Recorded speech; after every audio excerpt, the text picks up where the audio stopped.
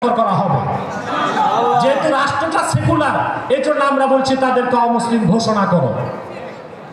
তারা মানুষকে ধোঁকা দেয়, মুসলমানদের মতো দাড়ি রাখে, টুপি লাগায়, মুসলমানদের মতো নাম রাখে, তাই বলে কি তারা মুসলমান হবে? দাড়ি রাখলে কেউ যদি মুসলমান হতো তো রবীন্দ্রনাথ ঠাকুরের চেয়ে বড় মুসলমান কে হইতো? নাম রাখলে মুসলমান হওয়া যায়? কথা বলে না।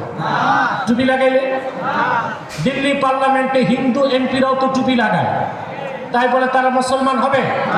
নাম রাখলে মুসলমান হওয়া যায়?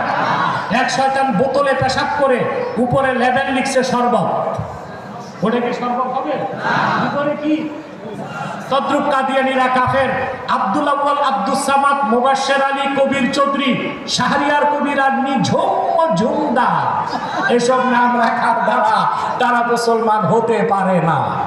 প্রিয় ভাইরা, আমার বন্ধুরা, আমার আল্লাহ নূর নবীজি আমার মুহাম্মদ সাল্লাল্লাহু আলাইহি ওয়াসাল্লামের ইসলাম ও কোরআনের হাজার হাজার বছর পরে বর্তমান ভারতের কুখ্যাত, পাঞ্জাবের কুখ্যাত, গুরুদাসপুরের কুখ্যাত কাদিয়ানে ইংরেজ আমলে এক শয়তান নিজের নবী দাবি করছে। চিল্লায় বলেন নাউজুবিল্লাহ। শয়তানটার নাম রেখেছিল তার বাপ মির্জা গোলাম আহমদ কাদিয়ানী। সাবধান থাকে, গোলাম আহমদ বলা যাবে না, কারণ গোলাম আহমদ অর্থ আহমদ এর গোলাম। কোন কাফের কোনদিনও গোলাম আহমদ এর গোলাম হতে পারে না। আর কাদিয়ানের কাজ্জাব ছিল শেষ দরজার কুখ্যাত কাফের, ইংরেজদের পাঁচাটা গোলাম।